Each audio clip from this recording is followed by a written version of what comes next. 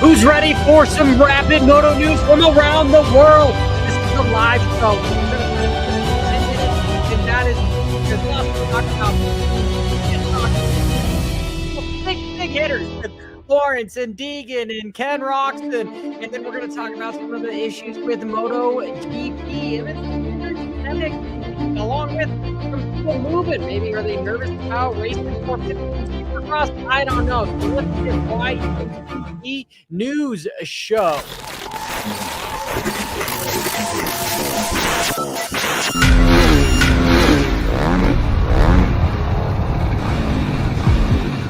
All right. So first up, this is something that, I mean, we just have to talk about it because this is Moto news, right? And sometimes rivalries, I believe, sell. It's a storyline here. So this is from Jett, who we've seen the lap times from him at Southwick, and he was pretty much faster than every SOB there, including Degan. And yeah, the track is different between Moto 1 and Moto 2, and the 250s, they went second this time. So the lap times were different for 250s, and Degan didn't have any competition. Jett didn't have any competition, but I think this is funny. He's over here doing his best Degan impression with the watch. And then you had Degan basically say, hey, I'm already in his head.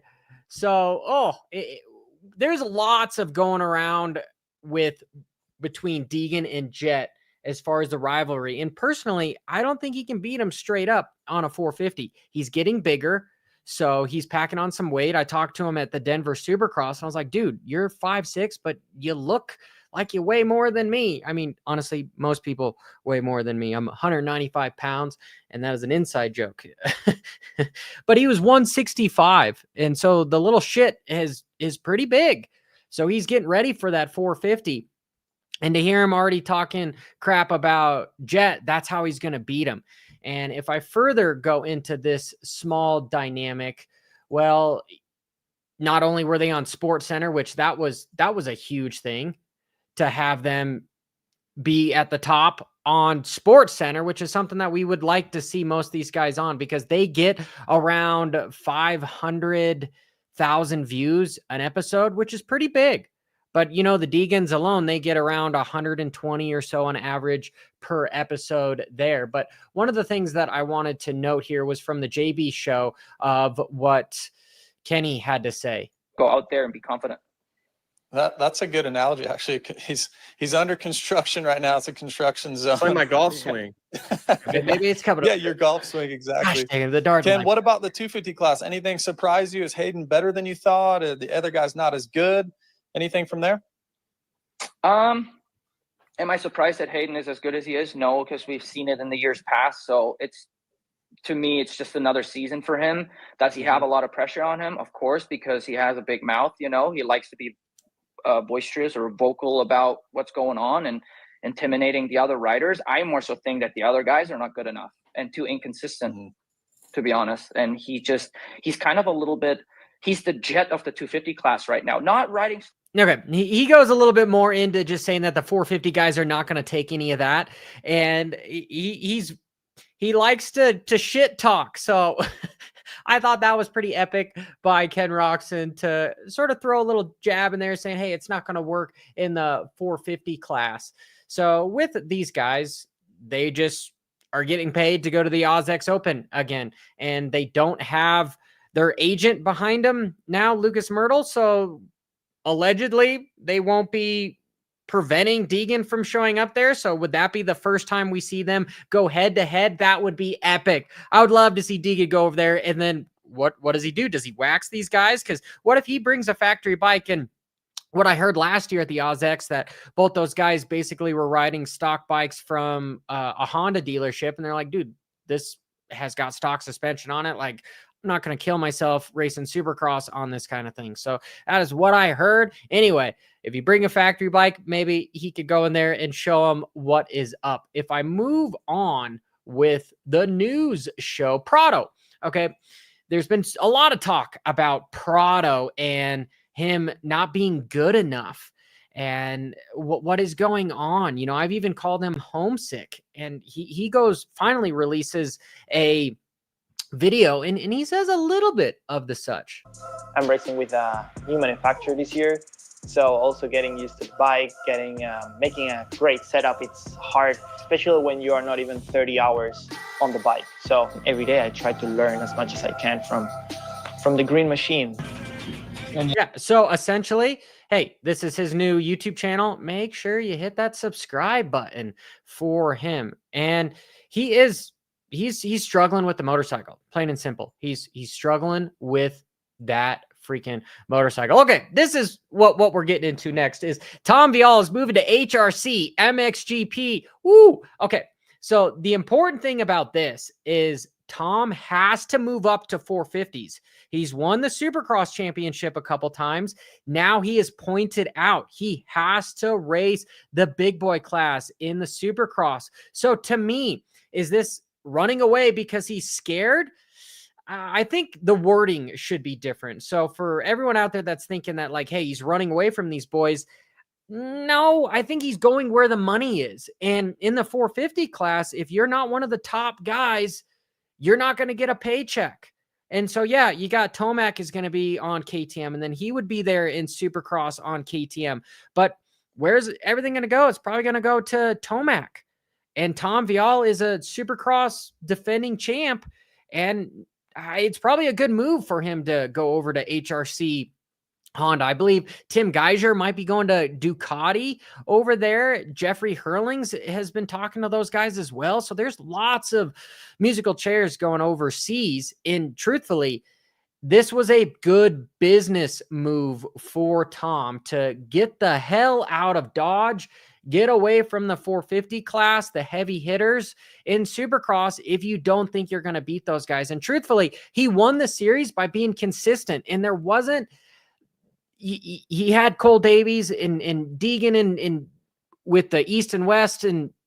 But my point being is if you have all those guys collectively, I don't see Tom Vialle being a podium finisher in Supercross. A top 10er for sure, having some breakout rides inside the top 5, but I don't believe he'd be winning Supercross on a factory Red Bull KTM in the big boy class. So him moving over was a strategic business move to get his stock value on the rise. Yeah, it still fairly is on the rise, but here in America, even in motocross, he's not lighting everything on fire. It's a little bit of the Prado effect, right? So him going to MXGP on a factory 450, hell yeah, I'm 1000% thinking that is a good move for him. Look, I'm already at almost the 10-minute mark, so bear with me. Kaede Wolf is now potentially coming over to America. Is he going to come over in the 250 class? That would be a good move for him, especially with all the musical chairs that's happening and the difference between what is going on with the Huskies over here, the KTMs over here. Everything is just becoming much smaller. So him for Supercross, he might be the next Ken Roczen. We will see. He's struggling over in MX2 at the moment with some crashes, so that's a little bit of a bummer to hear. Moving on to Redbud, you have the number 1 coming back. I haven't been able to see if he's coming back for good to finish out the season. It'd be sweet to have him up there because somebody's got to try to beat Jett. And truthfully, you have Sexton being that guy that once he's in the zone and he's out of his own fucking way, he can then attack the track and almost be unbeatable. So that's kind of what we need to see. Maybe this will light a fire under everyone's ass so that we will see beast mode just get that 1-2% more and Jett actually push him over his comfort zone of around 80%. So do I think Redbud is going to be where he wins? No, but I would like to see him continue to race the rest of the series. So that is cool. And then you have Antonio Caroli, and this guy looks fast as hell, dude. Here's him at Southwick when it's somewhat dry, and they say it was before some of the rain happened, but that Ducati's looking good. I love this next corner of him. Here he comes. Jump. Boom. Wow, just freaking on it. So Antonio Caroli is racing. I think he is probably going to be up front for the half the moto, not the full moto. So 35 minutes is going to be hard for a dude that's been in a manager position for a while. So he's going to show what Ducati has to offer here. There's not a whole lot of testing, but riding out at Southwick it's pretty close to Redbud for at least the bottom portion of the track. The top portion is not as sandy. So I want to say he's going to be in third for a little while. He's not going to finish on the podium, but he's gonna be showing how fast that motorcycle. I just love watching. That's like corner porn right there. And next, Moto GP. You have this guy, the defending champion, Martin. Basically, he was saying he may be going with Honda for 2026, and he's decided to break his contract. Well, the CEO and everyone over at Aprilia say that, hey, making clear that Dora will block any move without a clear settlement or a legal ruling. He explained, we will not accept the entry to the championship of anyone who does not respect these conditions. Either an agreement is found between the parties and the contract ends, or a judge will have to decide. Oh my goodness. Some people are getting sued here. Is Martin going to have to give back his money?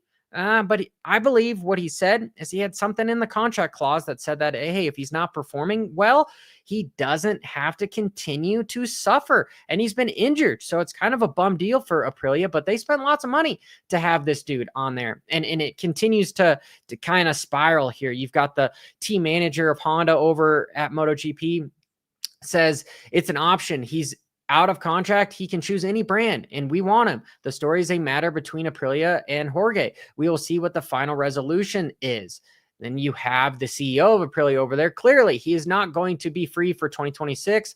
In a case we have to go to court, we are quiet, let's say relaxed about that. So they don't mind doing this. Woo! That is going to be an interesting thing. And truthfully, I would rather see him on a Honda than the Aprilia. Did he just go after the Aprilia for money? I mean, he probably more than likely should have just stayed on the Ducati, because with road racing, those guys know that the motorcycle is effing everything over there. It's got less to do with the rider. Not to say that these guys are the 1% of everybody over in the world when it comes to road racing. Not everyone can just show up and have the best bike, but if you have the talent and then you have the bike, well, you're going to start running away with things. Look at the Martinator. Well, no, that's Marc Marquez. It took him from 2019 to have the same sort of a season. That's a 6-year span. Now he's over 30 and he's pretty much on a run. Before he was on the Repsol Honda, when that bike was quite a bit better than most of the other bikes in the paddock. And now he's on the Ducati, which is just that, quite a bit better than everything else on the paddock. And this was kind of cool. It just like showing that at the Italian GP, you have the fastest recorded, which was tied for 227.5 miles an hour. Holy fucking Jesus bejesus. That is hauling effing ass right there. And this is the live show, so if you don't like the explicit content, I apologize. You can just mute my ass. But here, Jeffrey Hurlings, he now has a broken collarbone, so he is out and he's undergoing surgery pretty much probably as I'm speaking at the moment. For him, with just getting it plated, okay, you can start riding next week, couple weeks after, if he wants to, with the GPs having a little bit of breaks. That we'll probably see him maybe miss a round, but then he should be back on the bike. That's not like an ACL or something where he's just done and he can't continue. So that is a bummer to see. And another injury is Marquez's brother has a broken hand, but can he still hold on to a MotoGP bike? Well, talking with some of these guys, I think it's possible. I think it's possible. So to have him out for the rest of the season, I don't think he should. But yeah, I like this comment. Marquez lost his shield for the next GP. We will see, because this guy keeps finishing second behind him. So like to see him back on there. For MotoAmerica here in the United States, Josh Herrin ends up with a 3-round win streak. Okay, that has never happened in his career, and he bumped Bobier from first place. Now he's got an 8-point lead. And same thing with the Attack Yamaha guys. You got Jake Gagne going over his teammate by, about 8 points as well. Now Bobby Fong is moved from 3rd to 4th. They're getting ready for Laguna Seca here next week, and I may be there. So we will see. I think it'd be interesting to bring some of my swag with the content to some of the road racing stuff. I think I can help MotoAmerica as well. Moving on. The final little bits of closing here. This is a push button shifter, which I thought was interesting. You can push it up and down, and it's a power shifter, but it's not something that you just keep wide open. I believe you have to push button it. So that's kind of cool. It's going to cut everything out for you, and as close as you can get to the electric bike, right? I thought that was somewhat interesting. And then also fellow content creator, the MX Ryan. Okay.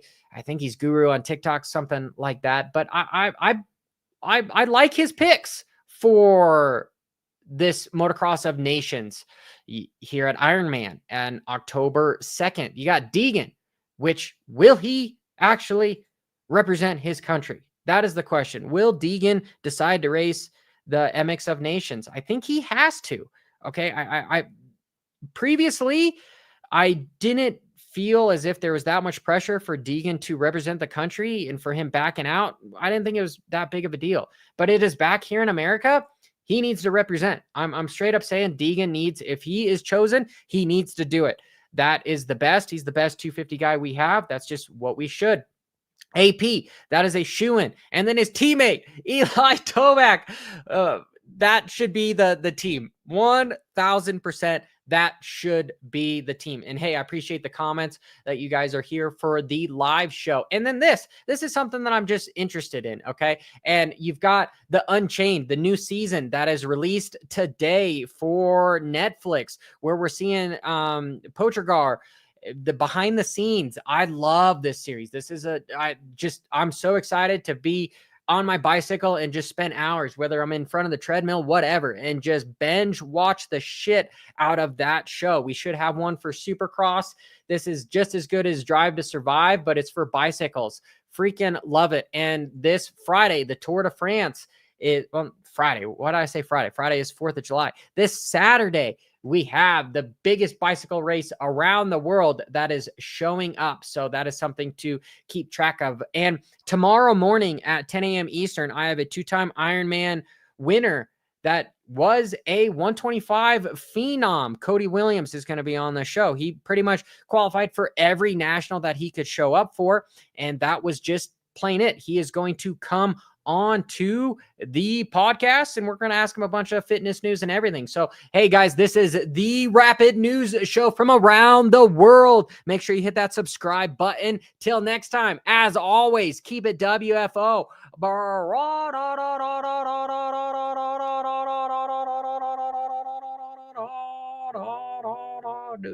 Here, we'll just have some epic music going. Oh, thanks, guys.